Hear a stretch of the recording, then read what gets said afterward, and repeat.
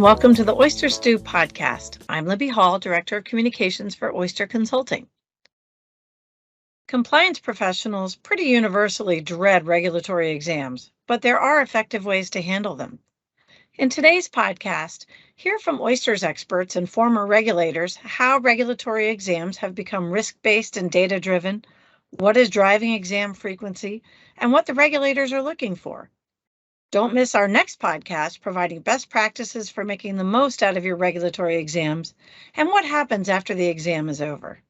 Let's get started. Ed? Well, thanks so much, Libby, and hello, everyone. I'm Ed Wegner, and I am Head of Governance, Risk, and Compliance for Oyster Consulting.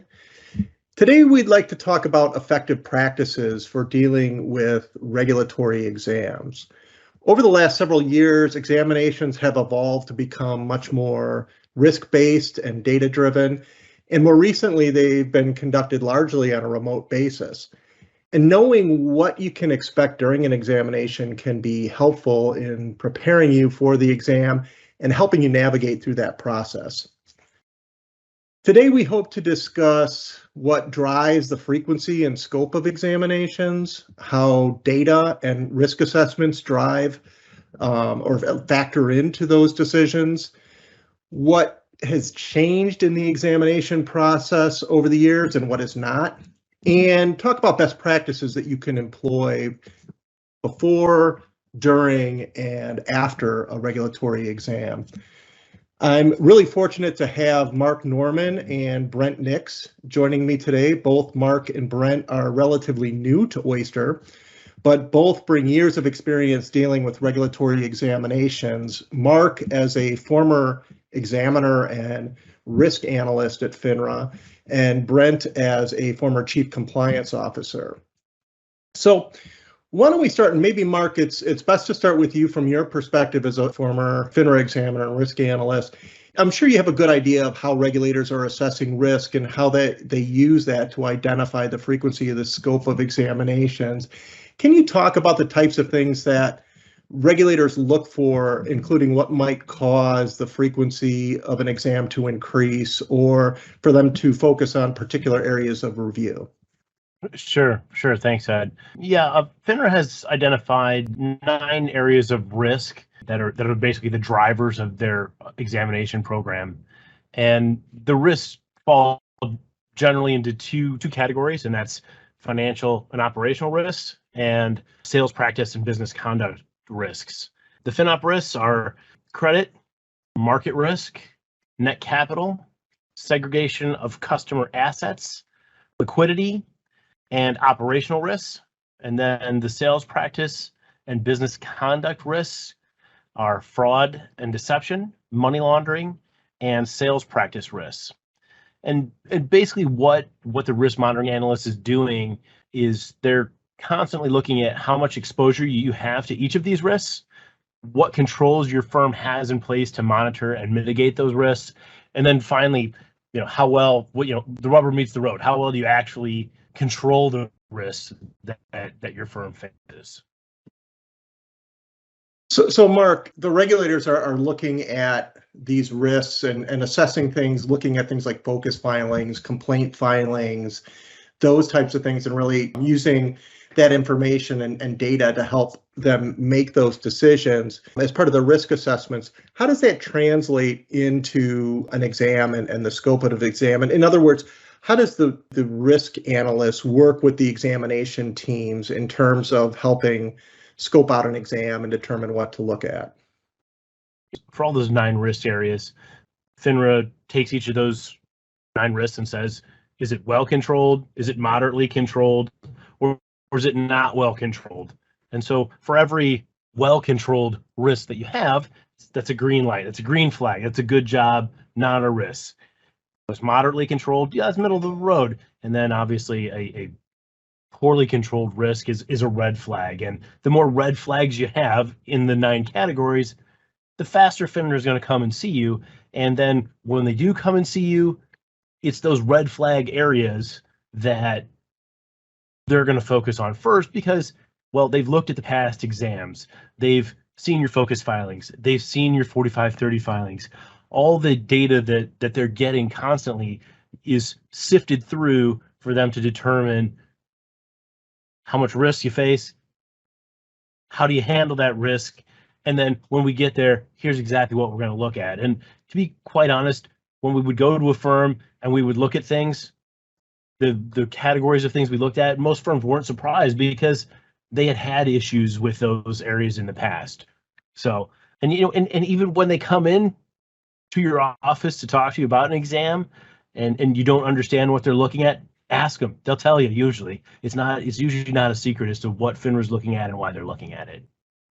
Yeah, I think that's a great point because, you mentioned one of the factors that helps inform that is you might have a lot of complaints in a particular area, or you might be engaged in an area that otherwise would be considered risky. But if you demonstrate that you've had strong controls in the area, that will lessen the amount of residual risk, and therefore it might not be something that they look at. So it'd be really important for firms as they're building relationships and working with their risk monitoring analysts to let them know about the controls that you have in place and try to demonstrate to them how strong those controls are. Because if you can demonstrate that the areas that they might otherwise look at are well controlled, they might have a comfort level not to look at that area, or if they're determining the frequency to maybe not come out as frequently. So educating them on the controls that you have in place would be a really good practice.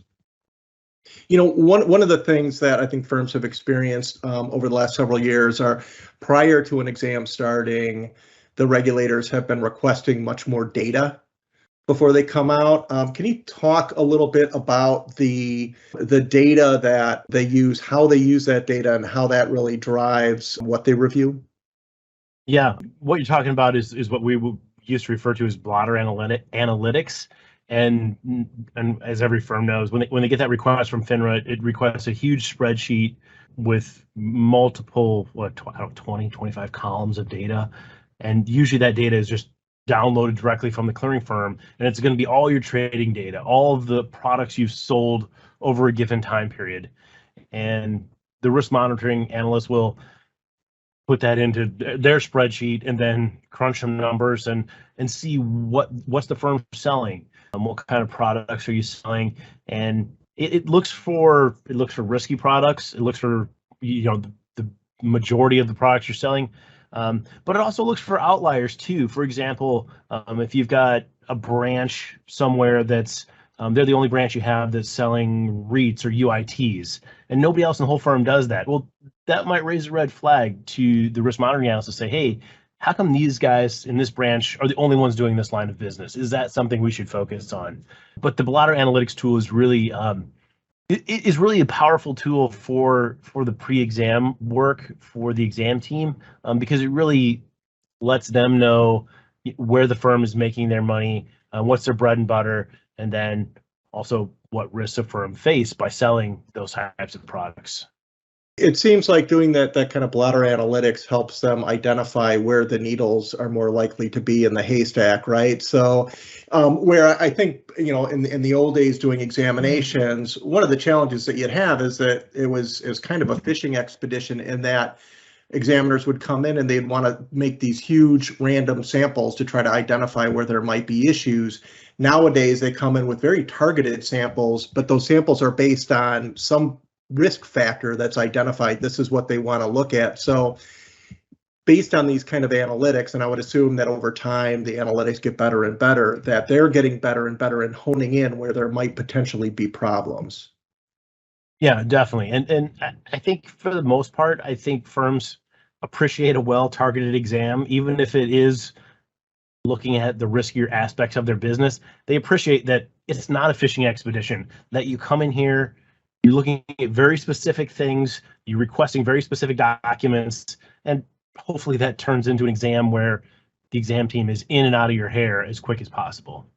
Well, right, because they're doing that data analytics, they might look at certain areas that they decide not to look at because they didn't identify any potential red flags by doing the data analytics. So it can really kind of help them, hopefully be more efficient in terms of how they do the examinations. And I said hopefully.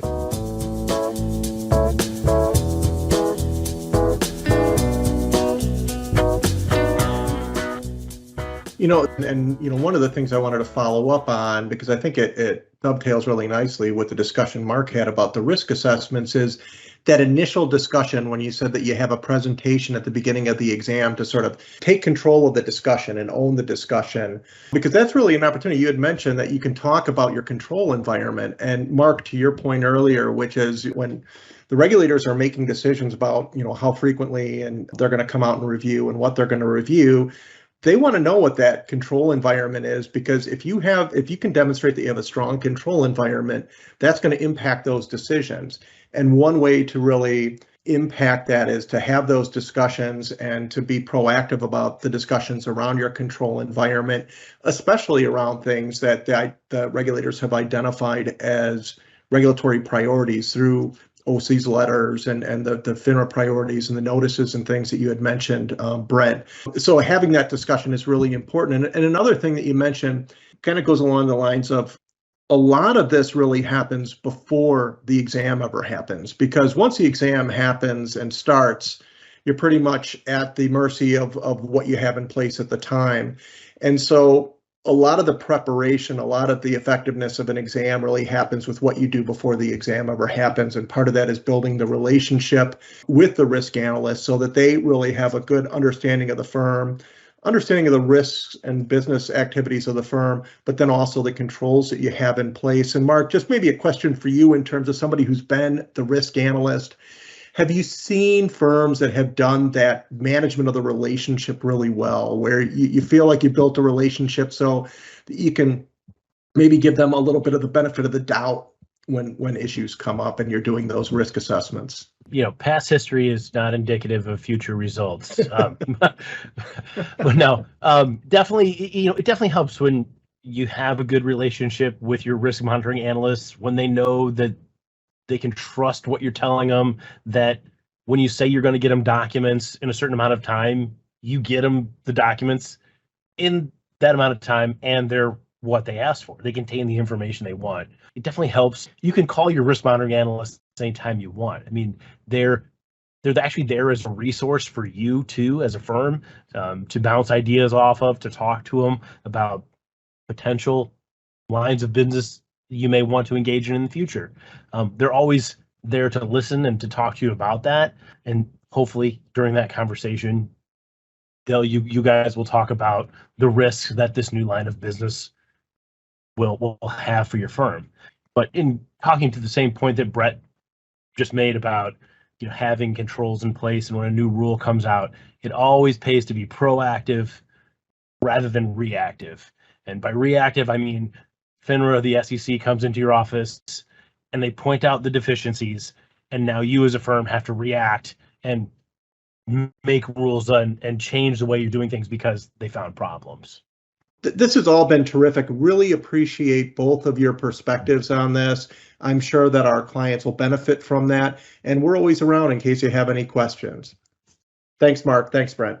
Yeah, thanks, Ed. Take care. Thanks, everyone, for listening. If you'd like to learn more about our experts and how Oyster can help your firm, visit our website at oysterllc.com. And if you like what you heard today, follow us on whatever platform you listen to and give us a review. Reviews make it easier for people to find us. Have a great day.